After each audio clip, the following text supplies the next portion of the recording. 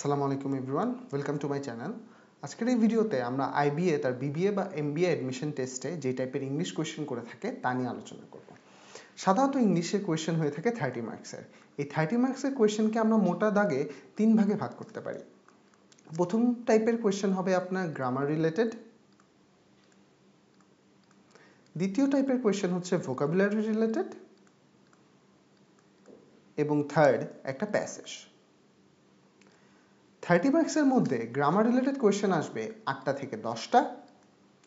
Passage যদি একটা থাকে সাধারণত 5 মার্কসের হয়ে থাকে, যদি দুটো থাকে ইদানিং প্রশ্নটা লেন্দি করার জন্য দুটা দিয়ে দিচ্ছে, সেক্ষেত্রে 8 মার্কস হতে পারে। এবং বাকি কোয়েশ্চেনগুলো আসলে ভোকাবুলারি রিলেটেড হয়ে থাকে। এই ভোকাবুলারি রিলেটেড কোয়েশ্চেন আপনার সাধারণত 15টা থেকে 17টা হয়ে থাকে। প্রত্যেকটা বিষয় নিয়ে আমরা আলাদা আলাদা ভিডিওতে কথা বলবো। আজকে আমাদের মেইন ফোকাস থাকবে আসলে গ্রামার রিলেটেড কোয়েশ্চেনগুলো নিয়ে।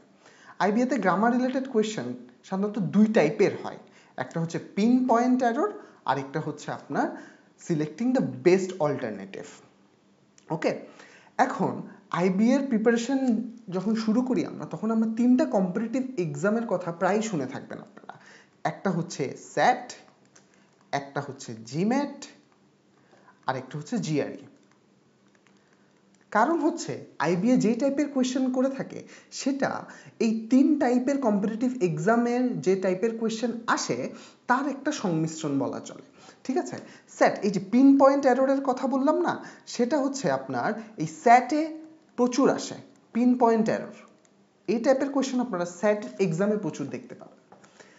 জিমেটে আপনারা দেখতে পারবেন সিলেক্টিং দ্য বেস্ট অল্টারনেটিভস, এই টাইপের question, selecting the best alternative.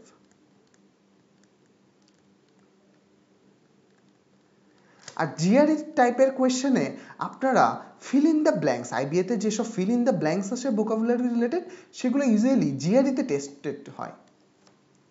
R maths বা আপনার ক্রিটিক্যাল রিজনিং এগুলোও জিম্যাট জিআরইতে আসে। সো সেই জন্য আসলে আইবিএর যে প্রশ্নের প্যাটার্ন সেটা এই 3টা কম্পিটিটিভ এক্সামের একটা খিচুড়ি বলা চলে।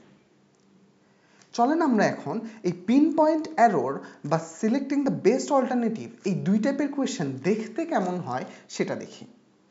প্রথমে আসি পিন পয়েন্ট এরর। আপনারা এখানে একটা সেন্টেন্স দেখতে পাচ্ছেন, যে সেন্টেন্সে 5টা জায়গায় আন্ডারলাইন করা আছে। আমাদের খুঁজে বের করতে হবে এই 5টা জায়গা যেখানে আন্ডারলাইন করা আছে সেখানে গ্রামাটিক্যালি কোনো ভুল আছে কিনা। যদি ভুল না থেকে থাকে তাহলে আমাদের অপশন হবে নো এরর। এটাই হচ্ছে পিন পয়েন্ট এরর। এই স্লাইডে যে সেন্টেন্সটা দেখতে পাচ্ছেন সেটা হচ্ছে development of new drugs often require years of testing and waiting for leveling approval from federal regulators. এই সেন্টেন্সে ভুল হচ্ছে, আসলে এখানে রিকোয়ার না হয়ে সাবজেক্ট ভার্ব এগ্রিমেন্ট অনুযায়ী রিকোয়ার্স হওয়া উচিত। আমরা ডিটেলস সামনের ভিডিওগুলোতে আলোচনা করব। তারপর হচ্ছে সিলেক্টিং দ্য বেস্ট অল্টারনেটিভ। এখানে একটা সেন্টেন্স দেখতে পাচ্ছেন, if I would have known about the tryouts I would have signed up for them. এখানে উড হ্যাভ নোনের নিচে আন্ডারলাইন করা আছে। আমাদের এই উড হ্যাভ নোনকে রিপ্লেস করতে পারে যে বেস্ট অল্টারনেটিভটা সেটা খুঁজে বের করতে হবে। এমন হতে পারে যে অপশনটা যেটার নিচে আন্ডারলাইন করা আছে সেটাই বেস্ট অপশন, যেমন মনে করেন উড হ্যাভ নোন। কিন্তু এই সেন্টেন্সে আপনারা যদি কন্ডিশনালের নিয়ম জেনে থাকেন, আপনারা দেখবেন এই পাশে যেহেতু উড হ্যাভ আছে সেটা, তাইলে এই পাশে আমরা পাস্ট পারফেক্ট চুজ করব, তাহলে হবে হ্যাড বিন টোল্ড। এই যে দুই টাইপের কোয়েশ্চেন এবং এর সাথে রিলেটেড গ্রামার রুলসগুলো নিয়ে আমরা ভবিষ্যতের বিভিন্ন ভিডিওতে আলোচনা করব। চলেন এবার আমরা দেখি যে favourite grammar topics of IBA যে এক্সাম নিয়ে থাকে তাতে আসলে কোন টপিকগুলো সব থেকে বেশি টেস্টেড হয়। আপনারা দেখতে পাচ্ছেন সাবজেক্ট ভার্ব এগ্রিমেন্ট আসে, প্রোনাউন রিলেটেড কোয়েশ্চেন হবে, প্যারালালিজম, ড্যাংলিং মডিফায়ার্স, কম্প্যারিজন এবং সাবজাংটিভ কজেটিভ টেন্স।